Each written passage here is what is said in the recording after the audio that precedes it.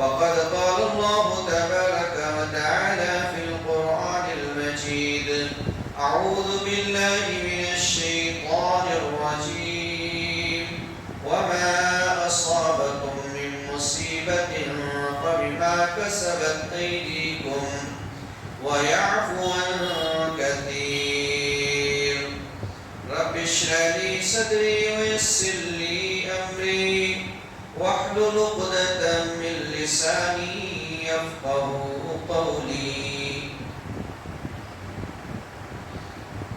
تمام تعریفیں،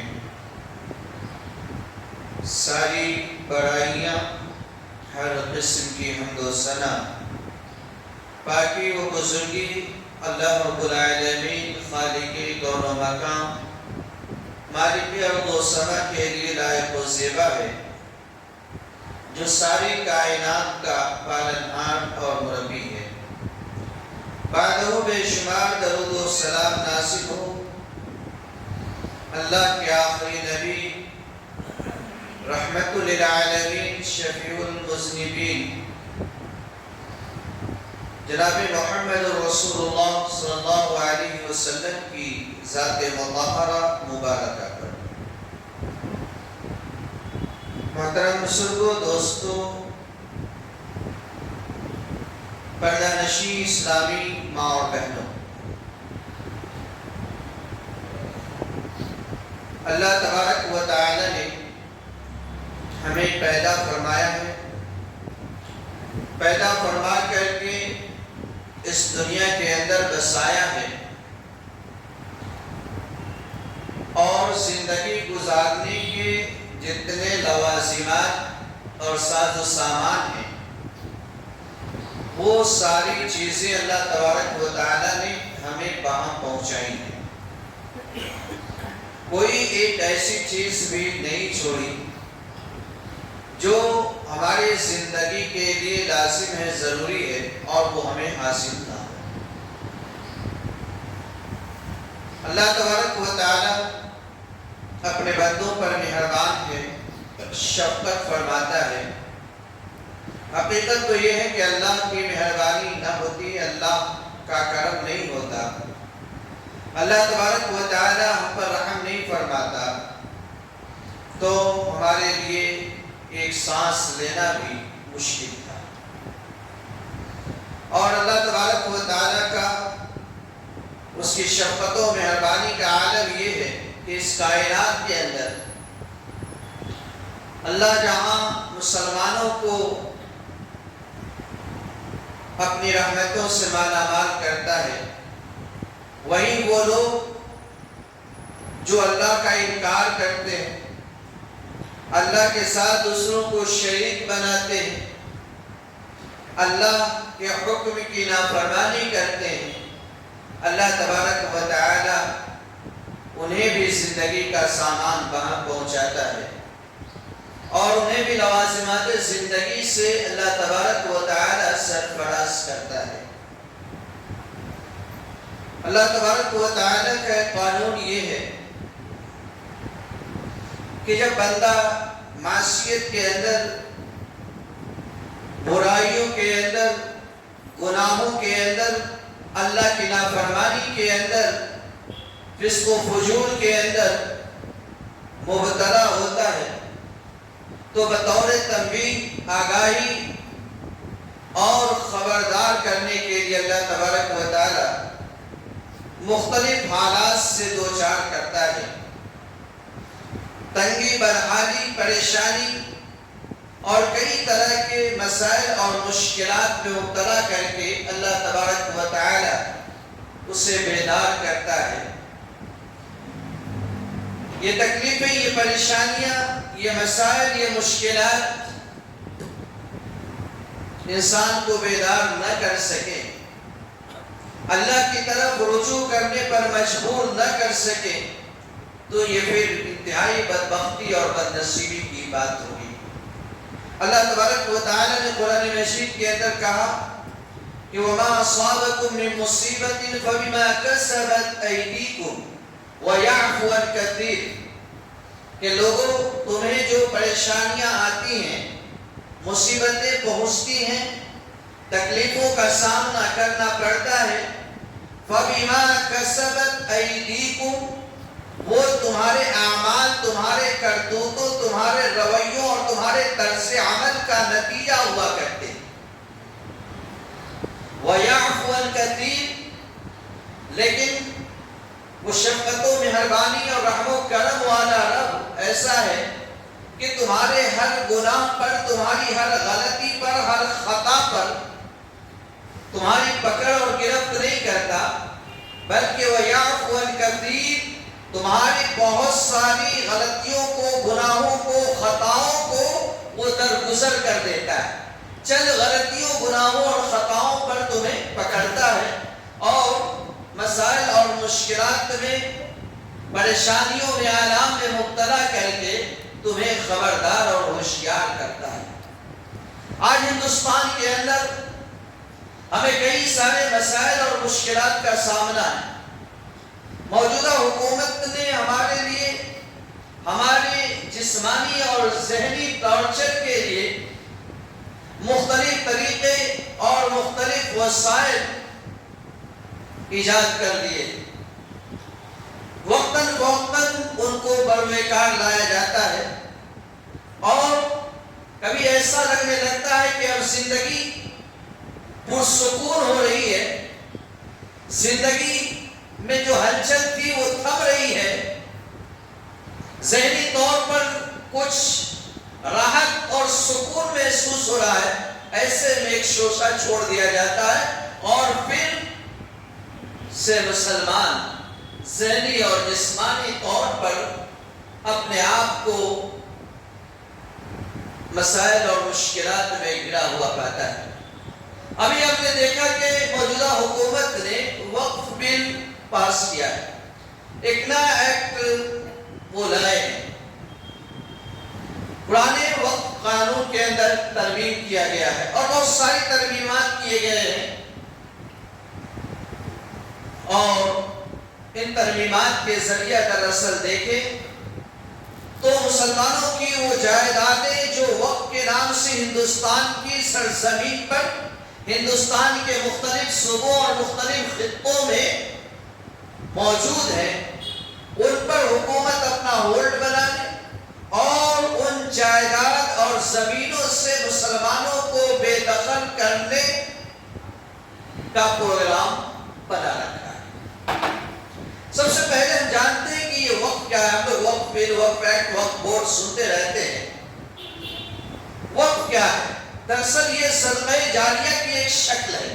وقف صدقہ جاریہ کی ایک شکل ہے. اللہ تبارک و تعالی نے اس دنیا کے اندر کسی کو امیر بنایا، کسی کو غریب بنایا، کسی کو دولت و ثروت سے نوازا ہے اور کسی کے پاس جو ہے ڈیلی روزانہ کے خرچ کا بھی سامان مہیا نہیں. اللہ نے کہا نحن قسمنا بینہم معیشتہم فی الحیات الدنیا، کہ ہم نے دنیا کے اندر لوگوں کی معیشت اور روزی کو تقسیم کر دیا ہے. وَرَفَعْنَا بَعْضَهُمْ فَوْقَ بَعْضٍ دَرَجَاتٍ، اور بعض کو بعض پر فوقیت دی ہے، بعض کے درجات بعض پر بلند کیے ہیں. لِيَتَّخِذَ بَعْضُهُمْ بَعْضًا سُخْرِيًّا، اس لیے کہ بعد ایک دوسرے سے وہ خدمت لے سکے، ایک دوسرے کے کام آ سکے. تو اللہ تبارک و تعالیٰ نے سب کو برابر نہیں بنایا، کسی کو مالدار بنایا، کسی کو غریب بنایا ہے، کسی کو اللہ تبارک و تعالیٰ نے اعلیٰ عہدہ اور منصب عطا کیا ہے اور کسی کو اس اعلیٰ عہدہ اور منصب سے محروم رکھا ہے. کسی کو اللہ تبارک و تعالیٰ نے بیش بہا علم عطا کیا ہے، کسی کو اللہ نے اس علم سے محروم رکھا ہے. اس میں اللہ کی مشیت ہے، مصلحت ہے، حکمت ہے. اور ایک حکمت اللہ نے یہ بیان کی، اس طرح سے جو فرق ہے اس کی بنیاد پر لِيَتَّخِذَ بَعْضُهُمْ بَعْضًا سِخْرِيًّا، لوگ ایک دوسرے کے کام آئیں گے، لوگ ایک دوسرے کے کام کریں گے، لوگ ایک دوسرے کی ضرورتیں پوری کریں گے. اگر سب کو اللہ تبارک و تعالیٰ نے مالدار بنا دیا ہوتا، سارے کے سارے کو اللہ تبارک و تعالیٰ نے یکساں دولت دی ہوتی، تو کون کس کو بھاؤ دیتا، کون کس کے کام کرتا، کون کس کی ضرورتوں میں پیش آتا، کون کس کی حاجتیں پوری کرتا. اس لیے کہ سب ایک دوسرے سے بے نیاز ہوتے. اور اس طرح سے کائنات کا نظام درہم برہم ہو جاتا. اس لیے اللہ تبارک و تعالیٰ نے یہ فرق رکھا ہے, تفاوت رکھا ہے, لیکن اسی کے ساتھ ساتھ اللہ تبارک و تعالیٰ نے اہل ثروت کو اس بات کی تعلیم بھی دی ہے, اس بات کا حکم بھی دیا ہے کہ جو تمہارے معاشرے میں غریب ہے, تمہارے معاشرے میں محتاج ہے, تمہارے معاشرے میں ضرورت مند ہے, تمہارے معاشرے میں مفلوق الحال ہے, جو معاشرے میں مسکین ہے, فقیر ہے, تمہاری ذمہ داری ہے کہ ان کی ضرورتوں اور حاجتوں کو پوری کرنے کی کوشش کرو. یہ مالداروں کی ذمہ داری اللہ نے دی ہے. اور اسی لیے اللہ تبارک و تعالیٰ نے زکوٰۃ کا نظام بنایا ہے, عشر کا نظام بنایا ہے, اور فرض زکوٰۃ اور عشر کے علاوہ نفلی صدقات و خیرات کی ترغیب دی ہے. اب صدقات دو طرح سے ہوتے ہیں. ایک تو انڈیویجلی آدمی جو ہے ٹیمپروری جو ہے کسی پر خرچ کرتا ہے. ایک آدمی بھوکا ہے, اس کو کھانا کھلا دیا. ایک آدمی کو کپڑے کی ضرورت ہے, اسے کپڑا دلا دیا. ایک آدمی کی بیٹی کی شادی ہے, اس کے لیے جو ہے کچھ انتظام کر دیا. ایک آدمی بیمار ہے, اس کی دوا علاج کا جو ہے انتظام کر دیا. بات ختم ہو جاتی ہے. اور صدقے کی دوسری شکل یہ ہوتی ہے جو صدقہ جاریہ کی شکل میں ہوتی ہے. یعنی ایسا کام آدمی کرتا ہے جو ہمیشہ باقی رہتا ہے, جس کے اثرات, جس کے فوائد ہمیشہ باقی رہتے ہیں.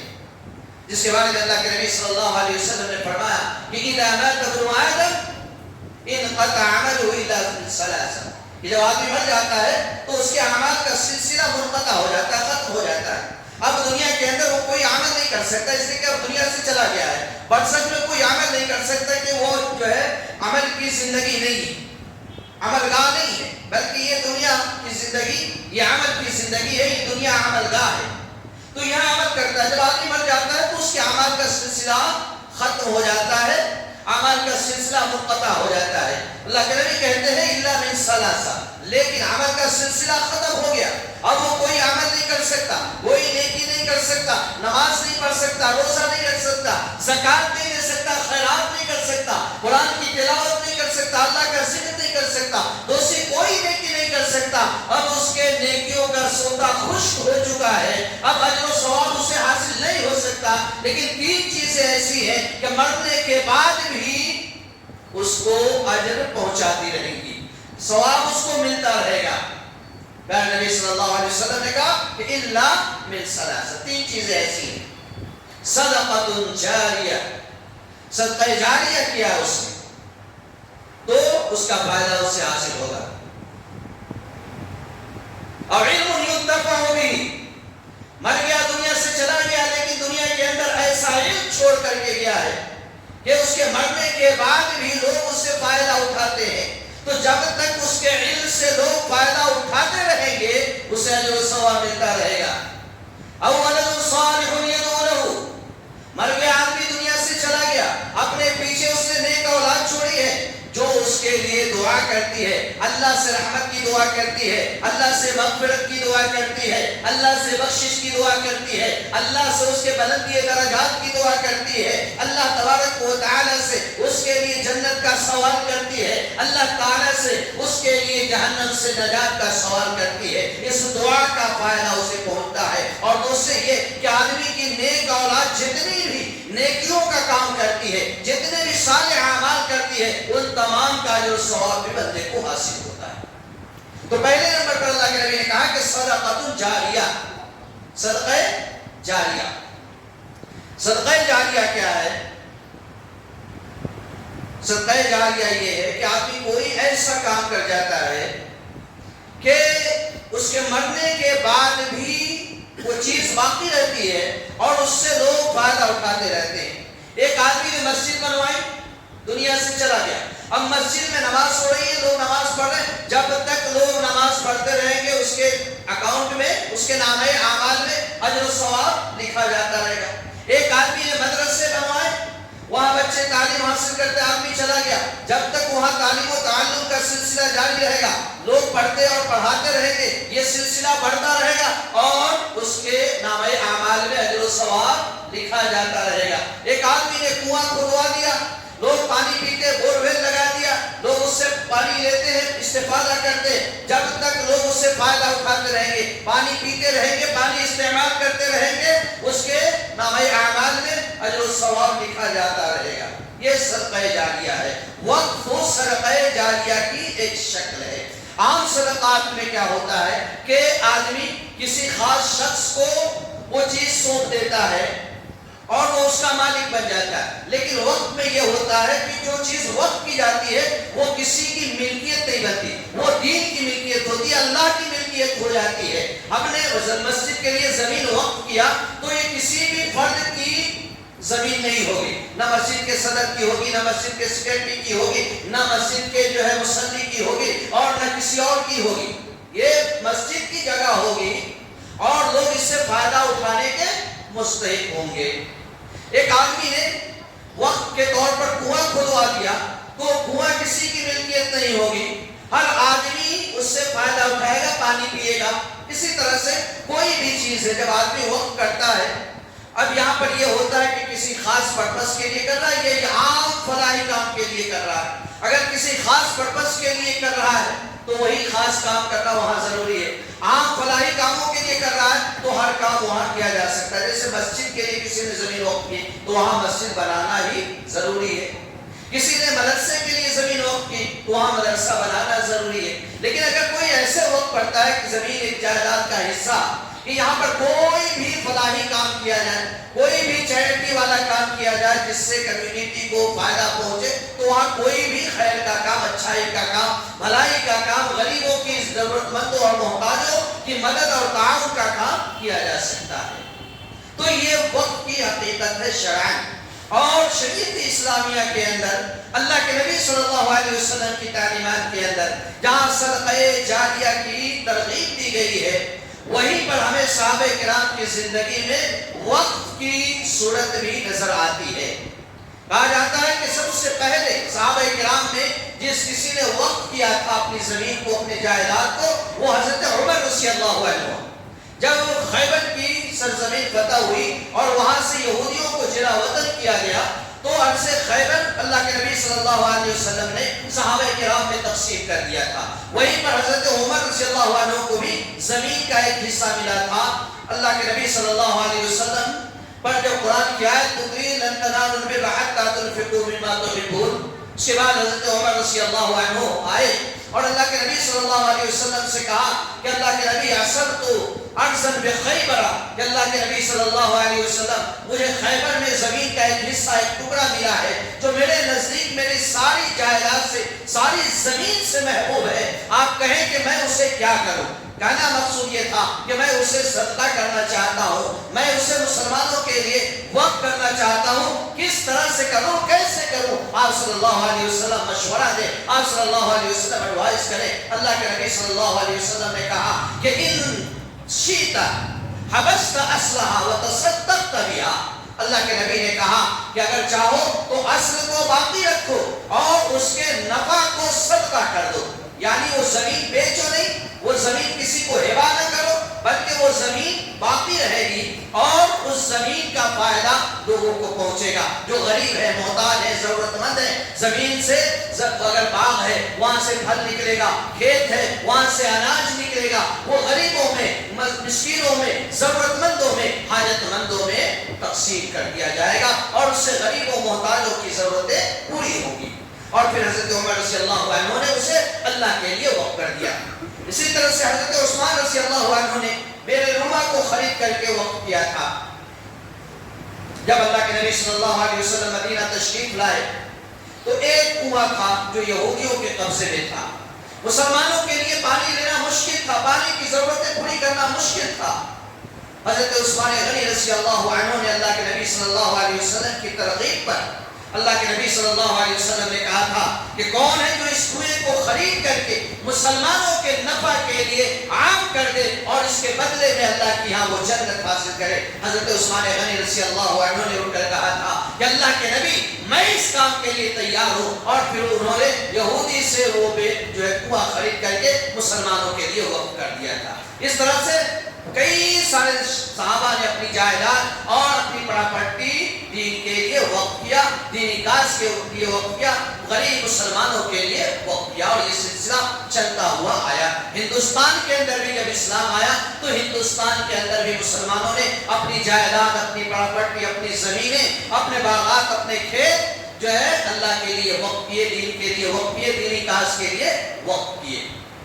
اگر اس حکمرانوں کی بات کی جائے اور ہندوستان کے اندر وقف بورڈ کے اندر جو ریکارڈ موجود ہے اس میں سب سے پہلا وقف سلطان محمد غوری کا معلوم ہوتا ہے کہ انہوں نے سب سے پہلے وقف کیا تھا، لیکن حقیقت یہ ہے کہ اس سے پہلے بھی مسلمانوں نے وقف کیا ہوگا جو آن ریکارڈ نہیں ہے، لیکن جو پہلا ریکارڈ موجود ہے وہ سلطان محمد غوری کا ہے۔ بہرحال اس طرح سے مسلمانوں نے بے شمار جائیدادیں وقف کی۔ اس وقت جو ہے وقف بورڈ کے ریکارڈ کے مطابق مسلمانوں نے جو جائیداد اور پراپرٹی وقف کی ہے 9,72,000 ایکڑ زمینیں، 9,72,000 ایکڑ زمینیں، کتنی بڑی زمینیات تھی جو مسلمانوں نے وقف کی ہے۔ اب ان زمینوں کو منظم کرنے کے لیے، ان زمین کو فائدہ مند بنانے کے لیے جو مختلف دور میں مختلف کوششیں ہوئی۔ سب سے پہلے 1810 عیسوی میں وقف ایکٹ بنا تھا انگریزوں کے زمانے میں، پھر اس میں ترمیم ہوتا رہا، تبدیلی ہوتی رہی، چلتے چلتے جو ہے 1954 میں آزادی کے بعد وقف ایکٹ بنایا گیا، پھر اسے منسوخ کر کے 1995 میں وقف ایکٹ بنایا گیا اور باضابطہ وقف بورڈ قائم کیا گیا۔ ایک وقف جو ہے کونسل بنایا گیا جو سینٹرل کے ماتحت، اور اس کے ماتحت مختلف صوبوں میں 32 ریاستی وقف بورڈ ہیں، اس میں بعض جگہوں پر شیعہ سنی وقف بورڈ الگ الگ ہیں۔ تو اس طریقے سے ان وقف بورڈوں کا اصل جو ہے مقصود یہ تھا کہ جو وقف کی زمینیں ہیں، پراپرٹی ہیں، اگر لوگوں کے قبضے میں دوسرے لوگ اس پر جو ہے قبضہ جمائے ہوئے ہیں تو ان قبضوں کو ختم کرایا جائے، ان زمینوں کو ڈیولپ کر کے جو ہے اس کو زیادہ سے زیادہ کارآمد بنایا جائے، مفید بنایا جائے، اور اس طرح سے مسلمانوں کے لیے، مسلم کمیونٹی کے لیے یہ وقف کی جائیدادیں فائدہ مند ہوں۔ حکومتوں نے قانون تو بنائے ضرور، لیکن یہ بھی حقیقت ہے کہ وقف کی بہت ساری زمینیں حکومت کے قبضے میں نہیں۔ ایک طرف حکومت نے زمینوں پر قبضہ چھڑانے کی کوششیں کی، دوسری طرف خود حکومتیں بھی جو ہے وقف کی زمینوں پر قابض رہی۔ تو 1995 میں جو وقف ایکٹ بنا تھا، پھر اس کے اندر 2013 میں آخری ترمیم ہوا تھا، اور اس میں اور زیادہ ایسے قانون لائے گئے، قانون کی شکیں داخل کی گئی کہ اس سے زیادہ وقف زمینوں کو محفوظ کیا جائے، سیکیور کیا جائے۔ اب اسی میں موجودہ حکومت نے ترمیم کی ہے اور کئی درجن ایسے ایکٹ اس میں داخل کیے ہیں، ایسی شکیں داخل کی ہیں جو وقف کی جائیداد کو، وقف کی زمینوں کو بے اثر بناتی ہیں، بلکہ ایسی شکیں داخل کی گئی ہیں کہ ان کو بڑی آسانی کے ساتھ جو ہے مسلمانوں سے چھینا جا سکتا ہے، مسلمانوں سے لیا جا سکتا ہے۔ اس جو نیا قانون لایا گیا اس کے اندر ایک شکیہ داخل کی گئی ہے کہ اگر حکومتیں چاہیں تو وقف بورڈ کے اندر جو چیف ایگزیکٹو آفیسر ہوتا ہے وہ غیر مسلم ہو سکتا ہے، حالانکہ اب تک ایسا نہیں تھا۔ اسی طرح سے وقف کی جائیداد کے بارے میں اگر تنازع ہے، اختلاف ہے کہ یہ وقف کی زمین ہے یا نہیں، اس کے لیے ایک وقف ٹریبیونل بنایا گیا تھا کہ سب سے پہلے مقدمہ وہاں جائے گا اور وہ طے کرے گی کہ یہ وقف کی زمین ہے کہ نہیں ہے، اور اگر فریق مخالف اس سے مطمئن نہیں ہوتا تو آگے وہ کورٹس کے اندر جائیں گے، عدالتوں میں جائیں گے، لیکن سب سے پہلے مقدمہ وقف ٹریبیونل میں آ کر موجودہ قانون میں اس ایکٹ کو ختم کر دیا گیا۔ اب یہاں اختیار جو ہے ڈسٹرکٹ مجسٹریٹ کو، کلیکٹر کو دے دیا گیا ہے کہ اگر کسی زمین پر اختلاف ہے کہ یہ زمین وقف کی ہے یا زمین گورنمنٹ کی ہے، تو یہ فیصلہ جو ہے ضلع کلیکٹر کرے گا، اس کے عدالت میں یہ مقدمہ جائے گا۔ اور وہ جو فیصلہ کرے گا کہ یہ وقف کی زمین ہے تو وقف کی زمین مانی جائے گی، اگر وہ یہ فیصلہ کرے کہ یہ جو ہے حکومت کی زمین ہے تو حکومت کی زمین مانی جائے گی۔ اب ظاہر ہے کہ جو ہے کلیکٹر حکومت کا آدمی ہوتا ہے، حکومت کا جو منشا ہوگا، حکومت کا جو ارادہ ہوگا، حکومت جو چاہے گی وہی فیصلہ کرے گا، اور اس طرح سے وقت کی بے شمار جائیدادیں گورنمنٹ کے کھاتے میں چلی جائیں گی۔ فرقہ پرستوں نے 3000 مسجدوں کی لسٹ بنائی ہوئی ہے، جن کے بارے میں وہ یہ دعویٰ کرتے ہیں کہ یہ 3000 مسجدیں مندروں کو توڑ کر کے بنایا گیا۔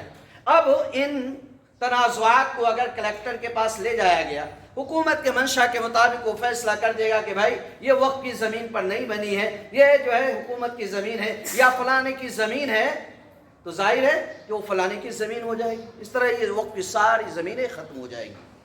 ایک شک یہ داخل کیا گیا ہے، پہلے سے یہ آ رہا ہے کہ اگر کسی زمین پر جو ہے کوئی دینی کام ہو رہا ہے، وقف کے نام سے کوئی عمل چل رہا ہے، کہیں مسجد بنی ہوئی ہے، کوئی مدرسہ بنا ہوا ہے، جب کہیں کوئی چیز بنی ہوئی ہے، تو بایوس وہ وقف کی زمین مانی جاتی ہے، بایوس کہ یہ جو ہے قبضے میں، وقف کے قبضے میں، اور اس پر جو ہے کام ہوتا آ رہا ہے، اگرچہ اس کا کوئی ڈاکومنٹ نہیں ہو، دستاویز نہیں ہو۔ اس لیے کہ پہلے زمانے میں ڈاکومنٹ اور دستاویز کی اتنی اہمیت نہیں تھی، لوگ وقف کر دیتے تھے لیکن اس کا کوئی دستاویز نہیں بناتے تھے، اس کی کوئی جو ہے ڈاکومنٹ نہیں بناتے تھے، اس کے کاغذات نہیں ہوتے تھے، تو ایسے جو ہے قبضے کے تحت آ رہی۔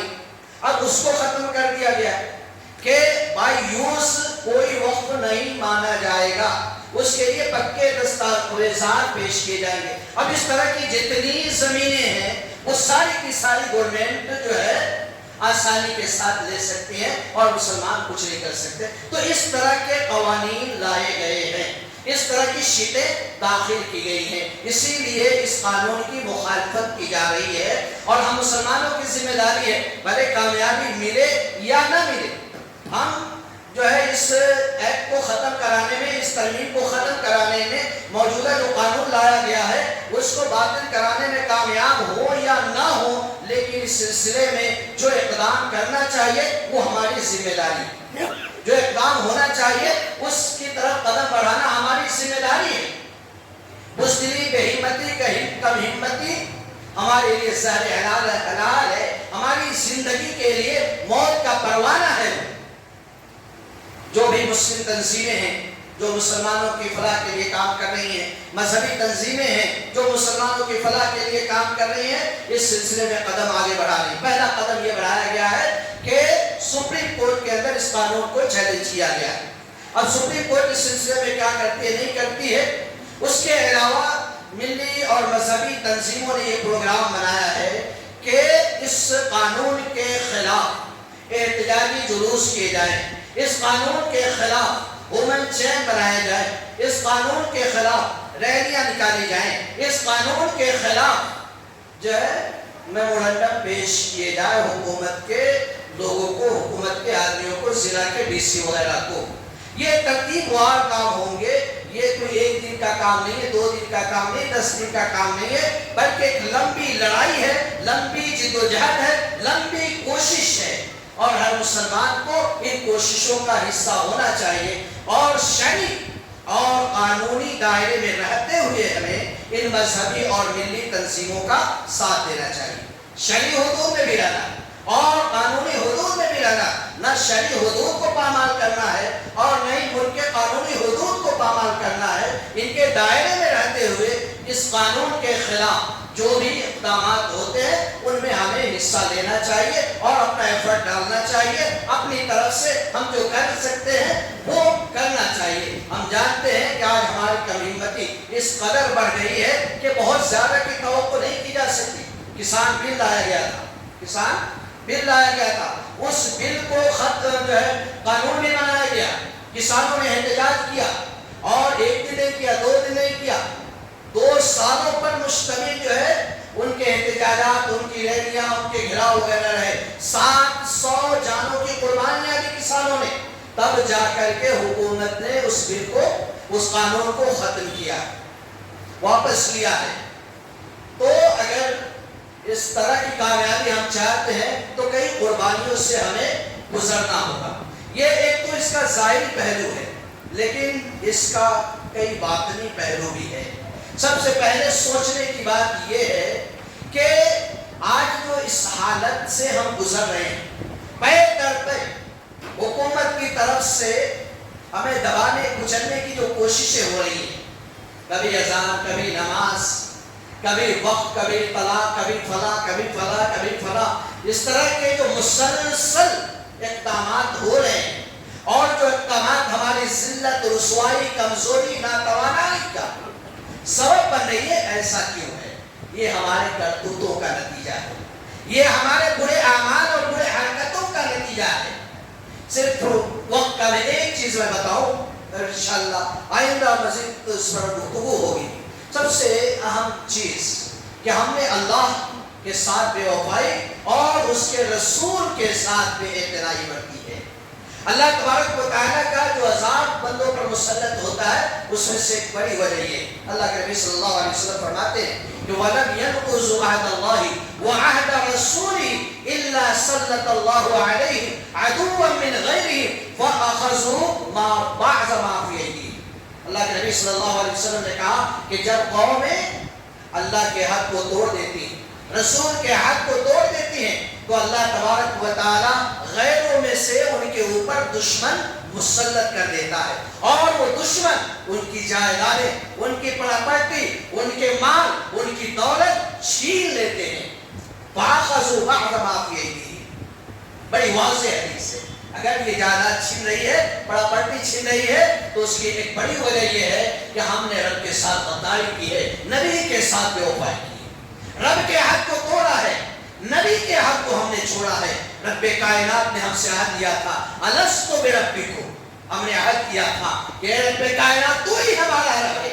اللہ نے دنیا کے اندر بھیجا، اور اس سبق کو یاد کرانے کے لیے مختلف ادوار میں، مختلف زمانے میں اللہ تبارک و تعالیٰ نے نبیوں کو بھیجا، رسولوں کو بھیجا، جو نبی رسول اللہ کی وحدانیت کی یاد ہمیں دلاتے رہے، اللہ کی وحدانیت کا سبق پڑھاتے رہے۔ اور آخری نبی جناب محمد رسول اللہ صلی اللہ علیہ وسلم نے بھی اپنی دعوت میں واضح طور پر کہا تھا کہ انما الہکم الہ واحد، کہ لوگوں میں اللہ کا رسول ہوں، اللہ کی طرف سے فرستادہ ہوں، اور مجھے یہ وحی کی گئی ہے کہ تمہارا معبود ایک ہی معبود ہے جو اللہ رب العالمین کی ذات ہے۔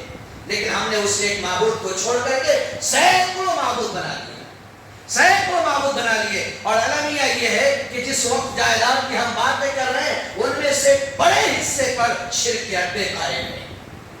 ہم نے نبی کے ساتھ بے وفائی کی ہے، نبی کے ساتھ کیا ہوا عہد توڑا ہے۔ نبی نے جاتے ہوئے اس دنیا سے رخصت ہوتے ہوئے ہم سے عہد لیا تھا کہ ہم رب کے قرآن پر عمل کریں گے، نبی کے فرمان پر عمل کریں گے۔ نبی نے کہا تھا کہ انی ترکت فیکم ما ان تمسکتم بہما کتاب اللہ و سنتی، کہ میں تمہارے درمیان کتاب اللہ اور اپنی سنت چھوڑے ہوئے جا رہا ہوں، تم اسے مضبوطی سے تھامے اور پکڑے رہنا۔ جب تک تم ان کو مضبوطی سے تھامے رہو گے، پکڑے رہو گے، تم گمراہ نہیں ہوگے۔ ہم نے نبی کی اس عہد کو توڑا ہے، نبی کی اس عہد سے ہم نے بے وفائی کی ہے، اور جو ایسا ہے تو اللہ کے نبی کہتے ہیں جعل الذلۃ والصغار لمن خالف امری، کہ جو میرے حکم کی مخالفت کرے گا، اللہ اس کے اوپر ذلت طاری کر دے گا، اللہ اس کے اوپر نکبت طاری کر دے گا، اللہ اسے ذلیل و خوار کر دے گا۔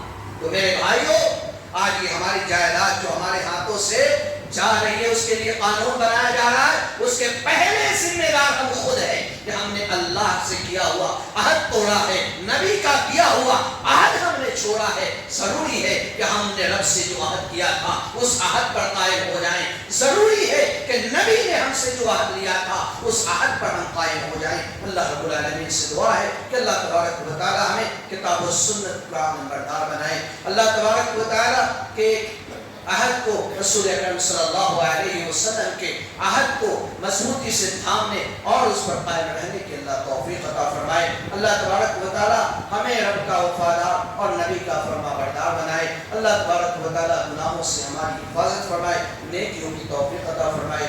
آمین۔ ربنا تقبل منا انک انت السمیع العلیم وتب علینا انک انت